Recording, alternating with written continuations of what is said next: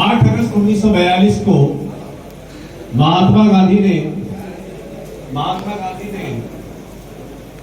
एक आवाज दी। आवाज क्या थी? अंग्रेजों भारत छोड़ो। और वो जो आंदोलन था 9 अगस्त को शुरू हुआ मुंबई से, और उसके बाद पूरे देश में ऐसा वातावरण बना कि अंग्रेजों को, ब्रिटिश साम्राज्यवाद को, जिसके बारे में कहा जाता है कि उसका सूरज कभी डूबता नहीं था, उसकी ताबूत की आखिरी कील साबित हुआ और ये देश आजाद हुआ। दुनिया में बहुत आंदोलन हुए। रूस में 1917 में आंदोलन हुआ। भाई तरह चुप हो जाइए, या तो भाषण ही दे लो, आज पास करना। आपका भाषण पहले करा देते बोलेंगे, बोलना। 1917 में रूस में क्रांति हुई थी पहली, और वहां पे कम्युनिस्ट हुकूमत आई। फ्रांस में क्रांति हुई, सरकार बदली, वहां की राजशाही के खिलाफ लोग खड़े हो गए। दुनिया के अलग अलग देशों में क्रांतियां हुई, लेकिन भारत के आजादी के आंदोलन में और दुनिया के दूसरे देशों की आजादी के आंदोलन में एक बुनियादी अंतर था। और वो अंतर क्या था? वो फर्क क्या था? वो एक ही फर्क था। 1917 में जब महात्मा गांधी चंपारण गए, बिहार में एक जगह चंपारण, पटना से 4 घंटे में आप पहुंचते हैं मुजफ्फरपुर, और मुजफ्फरपुर से 2 और घंटे का रास्ता है। तो 1916 में लखनऊ में एक अधिवेशन हुआ। उस अधिवेशन में चंपारण के किसान आए। ये बात मैं किसी खास परिप्रेक्ष्य में कर रहा हूं, आगे समझ में आएगा। 1916 में लखनऊ के कांग्रेस के अधिवेशन में चंपारण से चल के किसान आए, और किसानों ने गांधी से कहा कि अंग्रेज हमारी जमीन पर नील की खेती करता है। नील समझते हैं क्या होती है? जो कुर्ते में डलती थी, जिससे नीला हो जाता, और जब नील की खेती होती तो जमीन बंजर हो जाती थी। तो उन्होंने गांधी से कहा कि हम चाहते हैं कि आप आइए और अंग्रेजों के इस जमीन को बंजर करने की जो नीति है, इसके खिलाफ आंदोलन खड़ा करिए। महात्मा गांधी चंपारण गए, 6 महीना चंपारण में रहे। महात्मा गांधी ने आंदोलन खड़ा किया, और इस देश का जो आजादी का आंदोलन है, वो आंदोलन शुरुआती दौर में किसानों का खड़ा किया हुआ आंदोलन है, और आज का राज्य किसानों के आंदोलन को।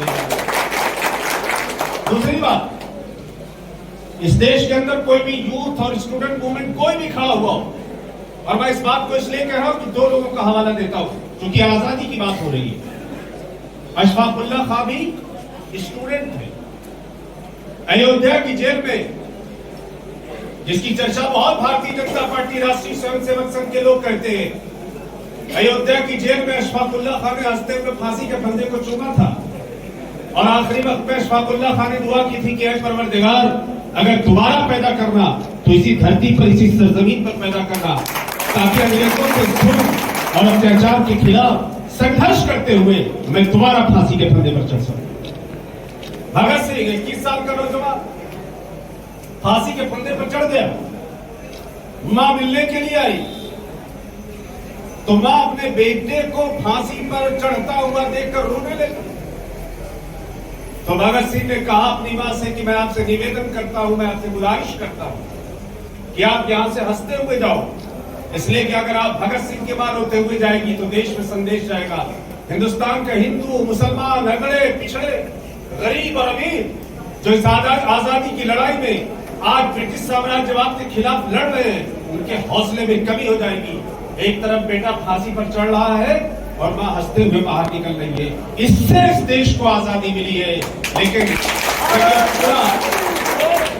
ये पूरा आजादी का आंदोलन चल रहा था, जब ये पूरा संघर्ष चल रहा था, जब ये पूरी लड़ाई चल रही थी, जब हिंदू, मुसलमान, किसान, गरीब, अमीर, नौजवान सब मिलकर लड़ाई लड़ रहे थे अंग्रेजों के खिलाफ, तो राष्ट्रीय स्वयंसेवक संघ के लोग पूरी तरह से अंग्रेजों के साथ मिलकर इस देश के साथ गद्दारी करने का काम कर रहे थे, और अंग्रेजों के साथ ले रहे थे।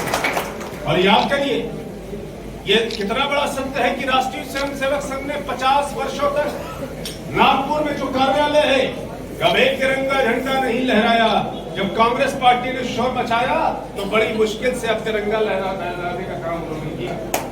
इसलिए हम आपसे कहने के लिए आए कि इस देश को आजाद कराने का संघर्ष महात्मा गांधी के नेतृत्व में, पंडित नेहरू के नेतृत्व में, जिनकी चर्चा रोज संघ के लोग करते हैं, जो 14 साल जेल में रहे, पंडित नेहरू 14 साल जेल में रहे, मौलाना आजाद, सरदार पटेल, अंबेडकर, जिनकी चर्चा भी हमने की और हमने उनको अंबेडकर को वहीमाला पहनाई।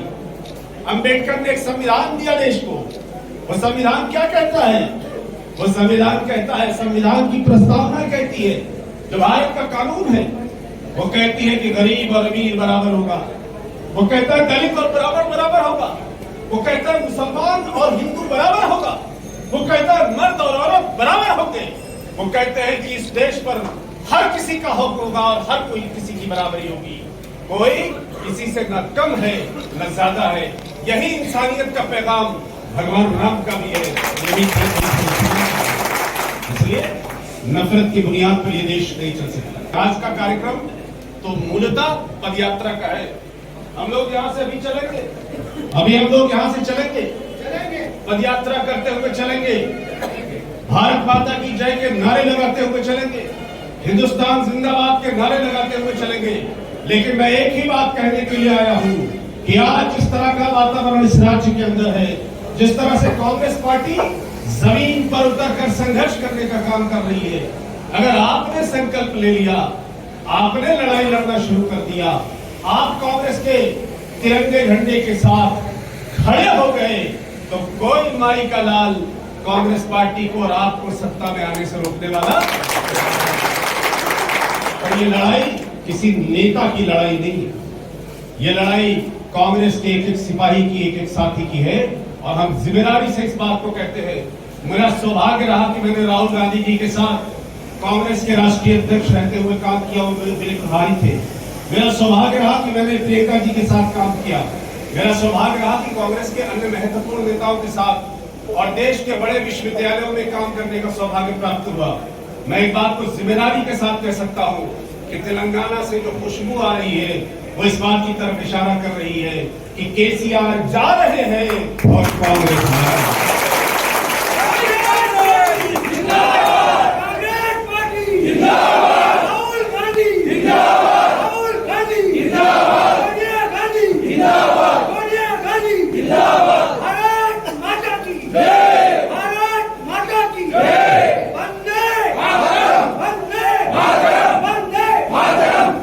मोदी जी के बारे में आप सब लोग कहते हैं, मैं ज्यादा उनके बारे में बात नहीं करूंगा। बस लोग तो एक ही सवाल बार बार पूछ रहे हैं। 2014 में अच्छे दिन का वायदा किया था, अच्छे दिन आए क्या?